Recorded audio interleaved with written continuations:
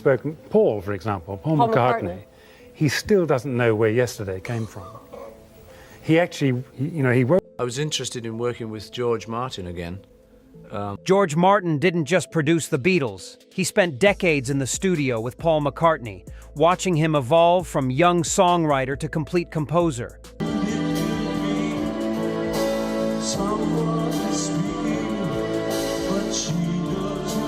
Martin witnessed hundreds of McCartney songs emerge, brilliant melodies that seemed to flow effortlessly.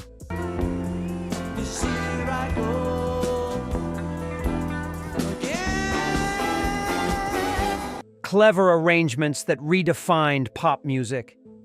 He knew Paul's talent was extraordinary, recognized his ability to craft hooks that the whole world would sing. But there was one song that made Martin stop and declare something different, something more profound.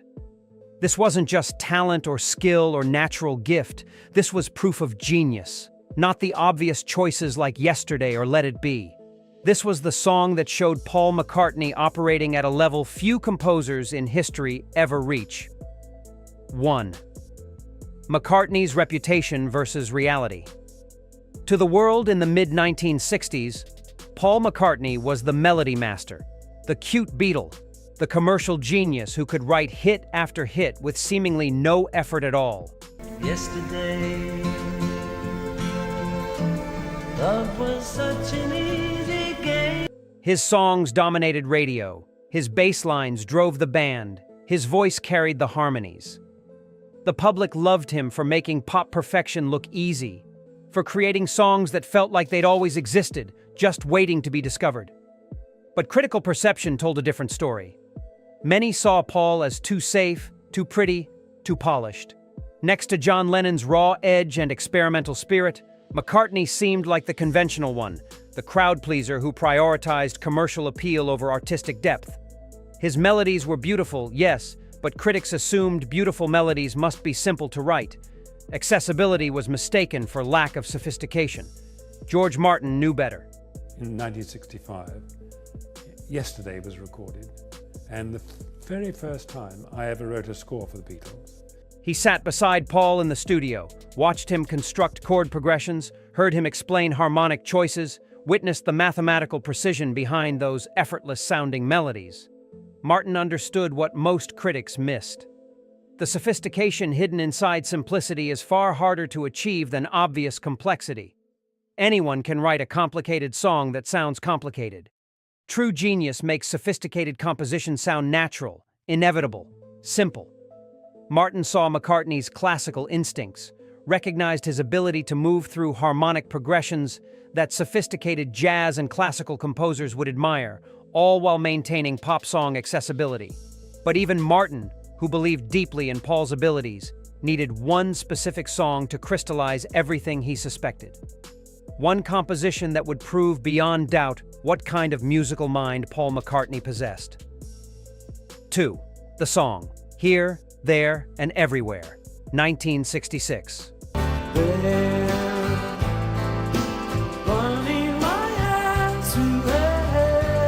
When Here, There, and Everywhere begins, it sounds like a simple love song.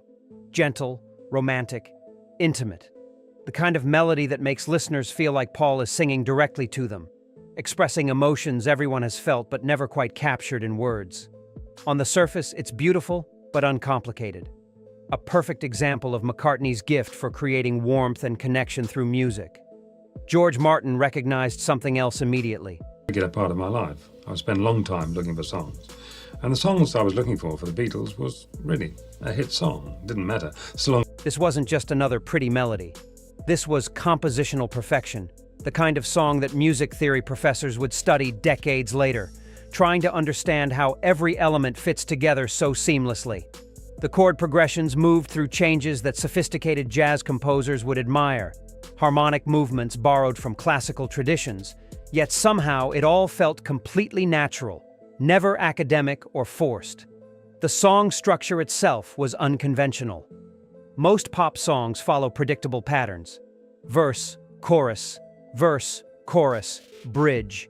Here, There, and Everywhere builds differently, unfolding like a classical art song, each section flowing into the next with logic that feels emotional rather than formulaic. The melody rises and falls with the breathing of the lyrics, every phrase shaped to express meaning through pure sound. Martin's perspective was clear from the first take. This was Paul McCartney thinking like George Gershwin, like Cole Porter, like the great American songbook composers who elevated popular song to art form. This wasn't a Beatle writing a hit single.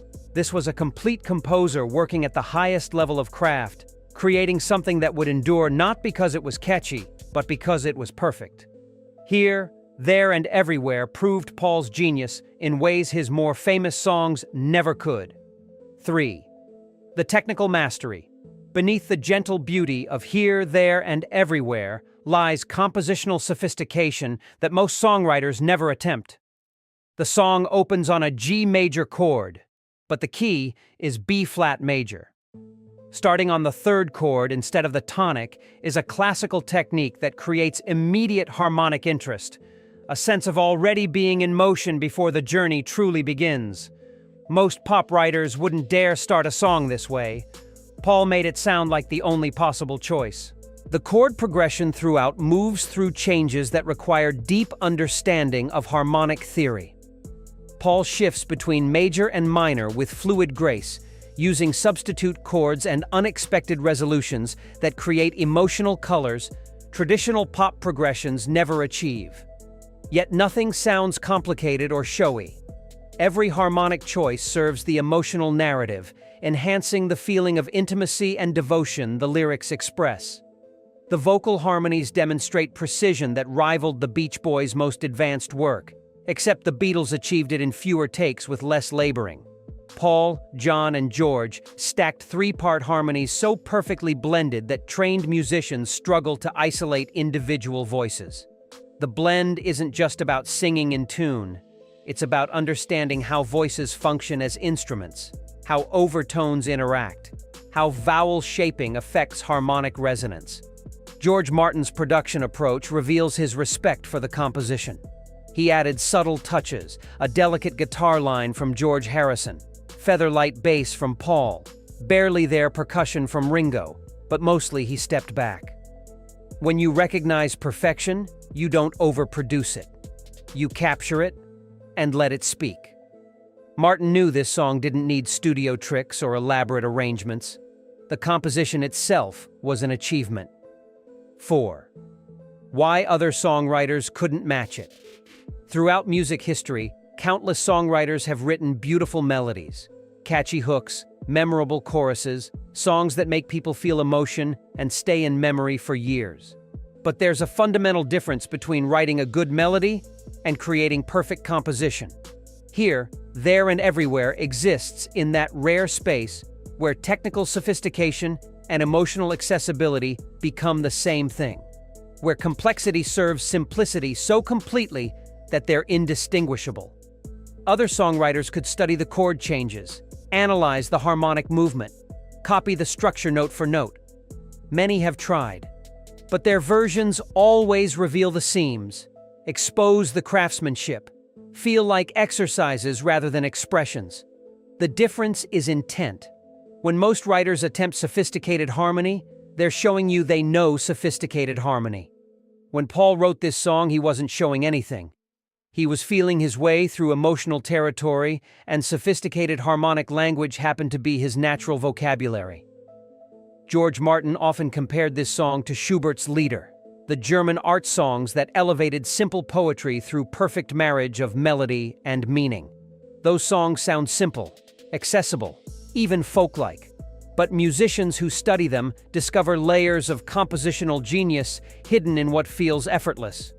Here, There, and Everywhere operates the same way. It sounds like a love song anyone could write. It's actually a composition that reveals new sophistication with every analysis. The rarity of this combination explains why imitation attempts fail. Most writers can achieve complexity or simplicity, sophistication or accessibility. Paul achieved all of them simultaneously, not through compromise, but through complete mastery. That's not talent, that's genius. The kind George Martin spent his career recognizing and rarely finding. 5. what it revealed about McCartney. Here, There, and Everywhere changed how George Martin understood Paul McCartney as a composer. So I think as far as Paul's concerned, I think he does like production sometimes, but then like myself, Before this song, Martin knew Paul was brilliant, recognized his incredible melodic gifts and natural musicality. After this song, Martin realized Paul wasn't just the Beatles' melody guy or the commercial genius who could craft hits. Paul was a complete musical architect, someone operating with compositional instincts that classical training tries to teach, but rarely successfully instills. The maturity of the writing was astonishing considering Paul was only 24 years old. Most composers spend lifetimes developing the sophistication Paul displayed here, learning through decades of study and practice how to balance complexity with accessibility, technique with emotion. Paul seemed to arrive at this understanding intuitively, as if he'd absorbed centuries of songwriting tradition through pure musical instinct rather than formal education. Martin recognized this song revealed Paul's classical composer instincts, his ability to think harmonically the way Mozart or Brahms thought, moving through chord progressions with logic that served emotional expression rather than showing off knowledge. This wasn't pop music borrowing classical techniques. This was classical composition expressed through pop song format, a subtle but crucial distinction. The song also predicted Paul's post-Beatles sophistication, his ability to write and arrange everything from rock operas to classical oratorios, from experimental electronic pieces to straightforward pop perfection. Critics who dismissed Paul as lightweight finally began understanding what George Martin always knew. McCartney's genius wasn't despite his accessibility.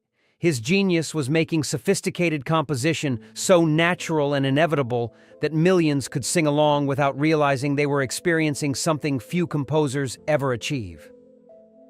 6. George Martin's final assessment. George Martin worked with extraordinary songwriters throughout his legendary career. He produced innovative artists, helped shape revolutionary albums, and witnessed musical breakthroughs that changed popular culture. But when he spoke about proof of genius, about compositions that demonstrated complete mastery, he consistently returned to Here, There, and Everywhere. This song represented something beyond talent or skill or even brilliance. This was perfection. Martin compared Paul's achievement here to the greatest songwriters in history, not just rock or pop, but the entire canon of Western composition. He placed this song alongside Gershwin's sophisticated standards, Cole Porter's elegant constructions, the classical leader tradition where melody and meaning achieve perfect unity.